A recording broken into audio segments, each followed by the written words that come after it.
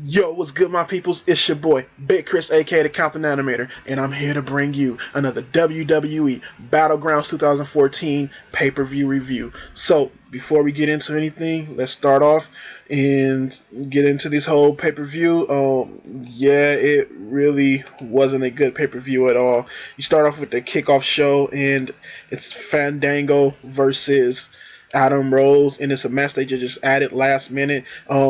The match started off with but Fandango getting slapped by both Layla and Summer Rae, which was really just stupid to me because it happened after the bell rung, and it's like, okay, wouldn't he get Adam Rose gets disqualified for that?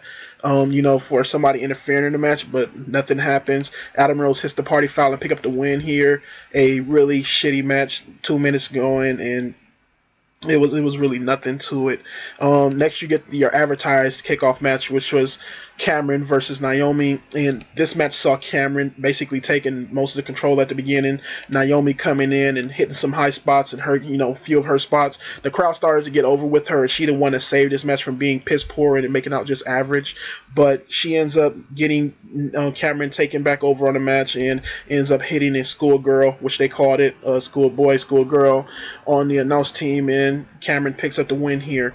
Like I said, this match was average at best, and I kind of was pissed that Cameron got the win because I don't feel that she needed it. Naomi's the one that's actually a good wrestler here, and for Cameron to get a win here, it's just nothing you're gonna do with the chick. So I don't even know why.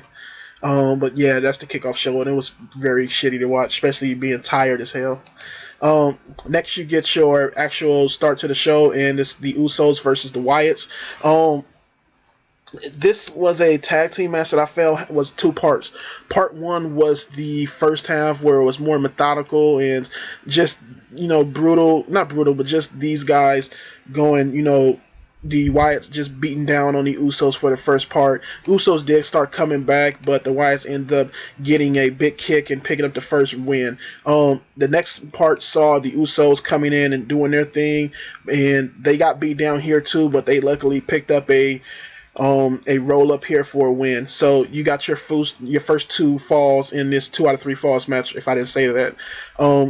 But after that, we did get in and it did start going crazy, and it did start becoming a pretty chill match. I don't think this is their best match that these two had. I think that their match before was better, but I think that these guys went in there and they had a lot of fun with this match. A lot of close falls, a lot of just guys flying around and stuff like that. You even had a double superplex right here, and I thought that was pretty cool. You had Luke Harper just doing his thing and 300 pounds and flying around and stuff. That's crazy. And you just had guys going crazy. The Usos with the kicks, the Wyatts with their stuff, and it ends up coming down where the Usos hit a double Samoan splash and pick up the win and retaining their belts. I was kind of not too cool with this at first because, the Usos keep winning. But when you start thinking about it, that the fact that the Usos are, one of the most dominant tag teams right now, and there's not a lot of other tag teams for them to go against. They are the ones that are keeping this division uphold and keep going and stuff like that. You started with the Rhodes brothers that kept it in the Shield, that kept it, getting some heat and stuff, and I think that is doing exactly what it needs to do with these Usos. Sorry about that fucking picture switch. So next, you get your Seth Rollins versus Dean Ambrose match. But no, we don't get a match. We get a backstage segment where where Dean Ambrose basically beats down on Seth Rollins. Triple H throws him out, and it was an okay beatdown, but it was nothing really to it because I would have been fine with that and leading into the match, but it basically was Dean Ambrose getting thrown out of the building. After that, you get Seth Rollins, who comes out, and I'm just going to put this here to finish this off. Seth Rollins comes out, and he basically starts talking high shit and saying he wants to be crowned the champion, crowned the winner of the match because Dean Ambrose has to forfeit for being thrown out. They give him that, and Dean Ambrose comes and attacks him. They fight all through the arena right here, and throw each other around and stuff. And basically, you get the agents and the referees come and try to break them up. Triple H comes down, try to break them up, and just, them going crazy. It was an okay spot, but to me it felt like a big Raw spot. It didn't really feel pay-per-view, spot. That type of thing you can do with a big match and have these two go crazy at the end of the match, leading into the, a bigger match at the SummerSlam. But right here they just had them, just go at each other and not really do anything. And Dean Ambrose gets carried out. What felt like them going to the well too many times was they had a backstage segment, and it basically saw Seth Rollins trying to go to his car to leave, Dean Ambrose popping out the trunk and then fighting again, and Seth Rollins driving away. And I was just like, you can do this, but this is something that you do on Raw. To me, it's not a pay-per-view segment. It's not a pay-per-view match. People come here to see a match. They came to see these guys go at it. And also, when you have Seth Rollins, when you're saying that, you're ruining what we're having for tonight, and Seth Rollins is supposed to be the guy that's going to cash in on John Cena if he loses or if he gets beat down, this guy is leaving early in the night. So, I don't understand that. It doesn't really play towards that. So I didn't really get this at all. And yeah, I thought parts of it was okay, but when it came down to it, it really wasn't a good segment at all. And but I do like that they're driving heat to these guys being, badasses and going against each other. I think these guys are saving it because, they can put on a good match, but whoever's writing this shit isn't doing a good job for them. Whoever's booking it isn't doing a good job for them. Next, you get your Divas match, which was Paige versus AJ Lee. And, it starts off with the whole friendship and frenemy, which they keep blasting on thing. And also, another thing I don't like about this, where they try to hype up the network, saying for people to buy it when I'm watching it on the network. So I don't understand, why would you do that? I guess it's for people that are watching it on regular pay-per-view, but I still don't fucking get it. But yeah, this match right here, they're hyping up the frenemy stuff. It starts off okay with a bunch of roll-ups and stuff, and basically these girls, trying to go through a couple moves, and it starts getting a little bit more into it. But the biggest problem here was that these girls really had no chemistry. It felt like they've never been in a match with each other at all before. And, they were botching moves. They kept trying to play this angle where Paige was doing a bunch of moves on AJ, had her down, and AJ would kick out, but the announcers were saying it as though Paige was trying to get AJ to work harder or something like that. Or it was weird. They were just making it like Paige was not into the match, or she didn't want to win or some shit like that. I was like, what the fuck are you doing here? So they just kept going at it, and they gave them a cool amount of time. I think one of the nicer spots came is where AJ Lee put on the Black Widow on the Paige, and Paige kicks out of it. They do another spot where it's trying to go to a power bomb off the top rope, but that again is botched, and Paige doesn't land right to actually hit the sit down power bomb off the rope. But it felt like these girls was out of chemistry, and and I don't know if this is just Paige and she's not had a great match since she's been there, which she's had on NXT, but I don't know what's up. It goes down where AJ Lee hits the Paige starts going at her and trying to get her into the PTO, and AJ Lee ends up hitting the Shiny Wizard and pick up the win here. Like I said, not too much chemistry to this match, and I thought these girls had a okay match here. Move wise, it was okay for both girls. They know how to wrestle, so they can get it move wise. But as far as the chemistry and timing, it was very off. So next, you get Alexander Rusev versus Jack Swagger, and this to me was the match that came in for me the most hype. It didn't really need a lot to push it, but the whole Russian versus US and pop that Jack Swagger was getting, I was actually excited to see this match and see these guys go at and how they were going to do it. There was talk of that they were going to cut this whole Russian thing, them pushing up Putin because of all the stuff that happened with the Malaysian airplane, but it didn't happen. And you get Lana, who comes out and she starts saying that don't blame Russia and Moscow and Putin for the whole plane stuff.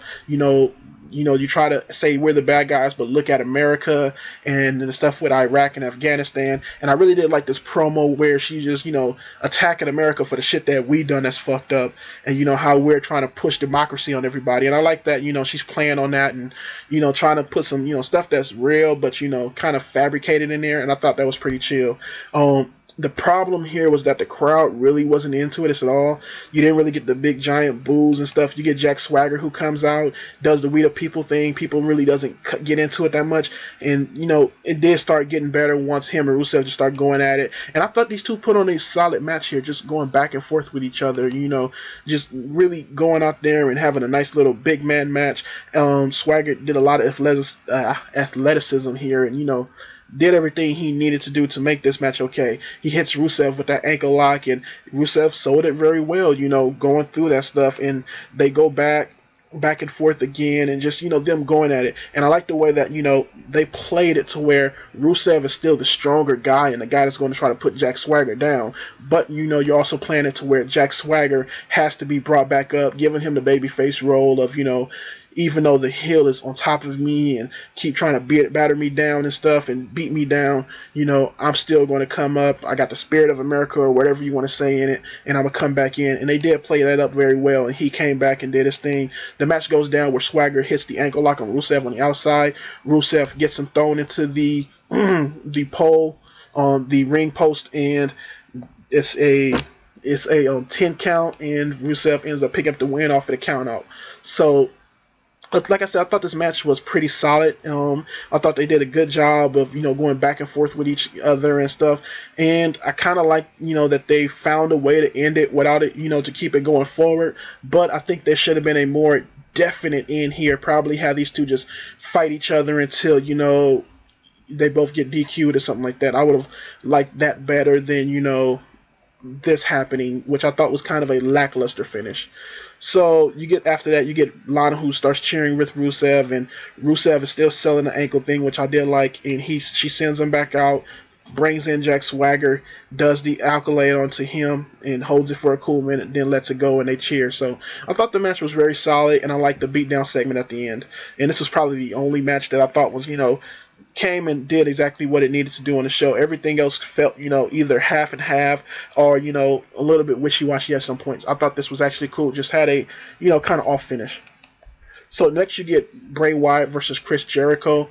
And this was a match that came in, and I thought, oh my God, Chris Jericho's back. Bray Wyatt is hot right now, and these guys are going to have a barn burner of a match. But the biggest problem was that, it did not have that much of a build up to it, and it kind of had no heat in it. So, they went out there and they had a okay match, and that was the biggest issue with this, that the match was okay. These guys can work. Bray Wyatt can work. We definitely know Chris Jericho worked. The Wyatts did their thing. The other two members tried to help out, but ended up actually getting thrown out, so it just left it Chris Jericho and Bray Wyatt. But, Jericho, it just felt like they weren't putting 100 into the match. It kind of felt like Jericho was blown out in this match, and like he wasn't going, at 100% here. I don't know what happened, but it just didn't have that same power that I would think, and same quickness and same, just furiosity and crowd heat that I think these two would bring on in a match, especially for one where you see these guys in the ring for the first time and you get this is awesome chance on the Raw. It just felt, bland and stuff. So the match goes down, Chris Jericho and Wyatt going at it back and forth, and it ends up happening where Wyatt ends up getting hit with the cold breaker, and Chris Jericho picks up a clean win off of that. So it's another clean win for a opponent against Wyatt, and to me, this is another match where this is the whole symptom of this pay-per-view. It feels like, it's a pay-per-view that should not be here.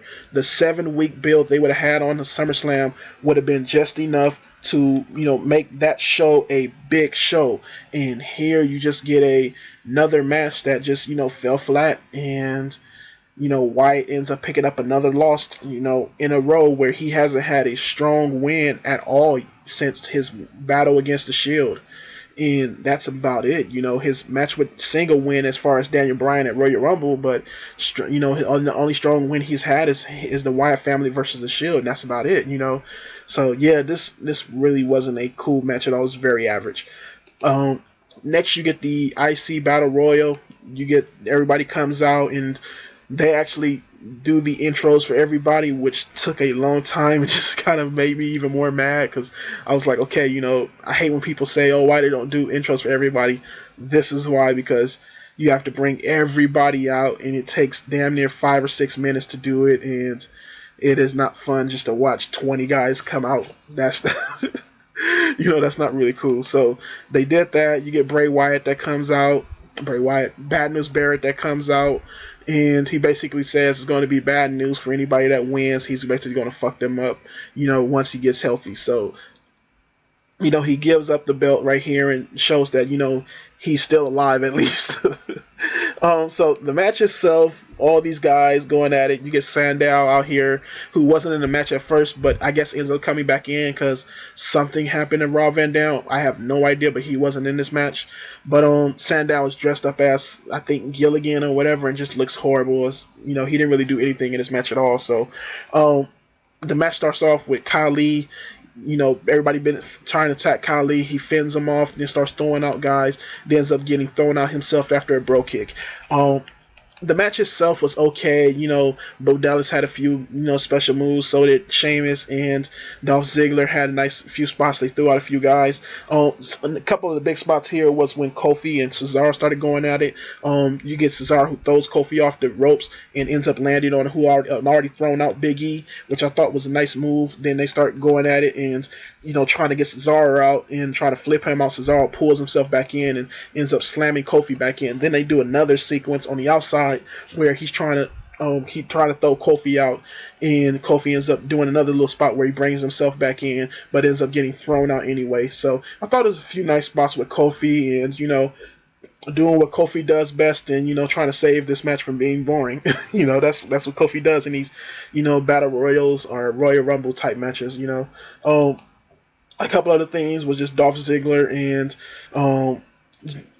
what's his name? Ziggler going at it. Ziggler did get a nice little pop going into this match, so that was pretty cool. You also had the Miz out there, who was not really getting anything in here. But an interesting spot here was after a lot of stuff happened with Cesaro, he gets thrown out by Heath Slater, which draws a huge crowd pop for Heath Slater. And I was like, oh shit, that's pretty cool. Even though it was over on Cesaro, but shit, anything for the one-man band is cool to me. So I thought that was pretty cool. Heath Slater draws a crowd pop from throwing out Cesaro, and then gets a bro kick for his trouble, and that was pretty shitty. You're like, Sheamus is just horrible, man. He has nothing to it, while Heath Slater has a pretty cool character that people would like if they actually give him a little push. So Sheamus throws him out, and it's just what's his name? Sheamus, Bo Dallas, and Dolph Ziggler left. And you get Bo Dallas, who ends up getting thrown out after getting hit with the 10 beats of the Balrog, then Ziggler hitting him with the drop kick.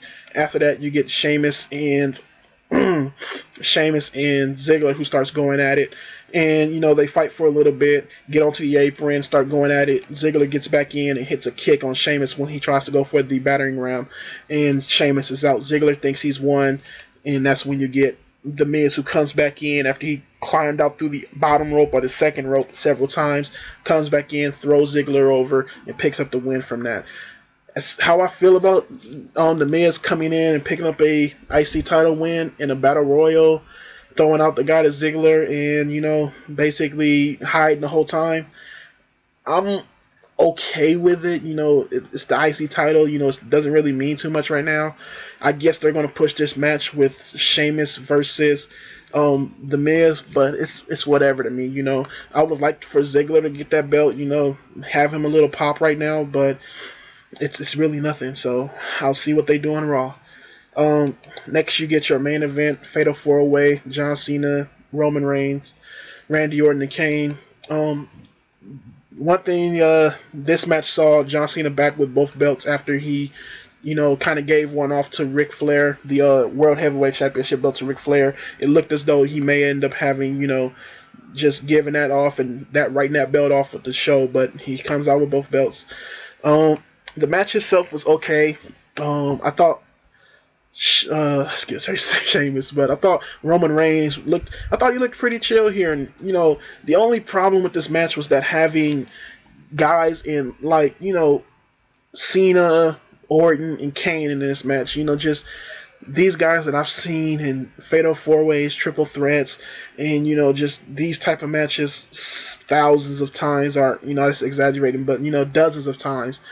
Just I've seen these guys wrestle, and they have some nice spots here, and there was some nice things done here and stuff, but only person that was getting any real crowd pop was Roman Reigns, but they weren't going for the whole, everything for him. You saw it come down where but Kane and Orton start going at each other and stuff, which was okay. You get a part where Roman Reigns hits Randy Orton with the half crab after Randy Orton hits him with one, and he gets it onto him. Cena comes in, hits him with the STF, and they're going for the double pin or double submission, but Kane comes in and interrupts that.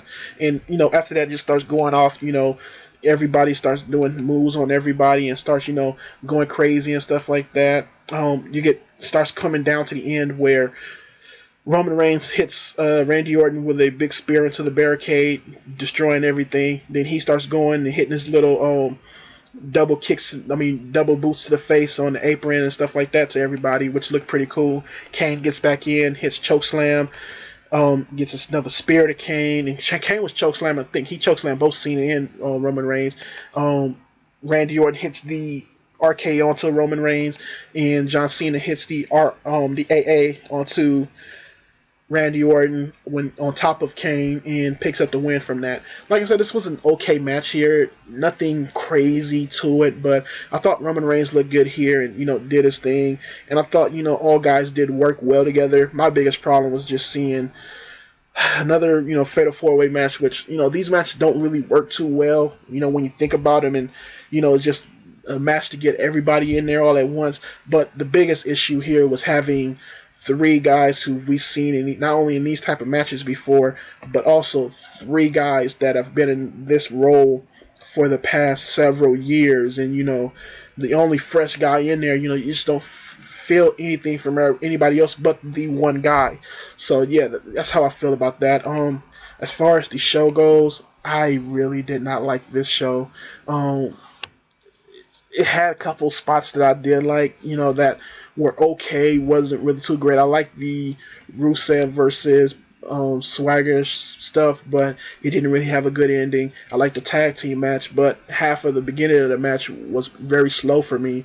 I like the main event, but it just did not have that punch that I wanted it to have. But I think it was to me, it battles that in the tag team matches, probably the two best matches of the night.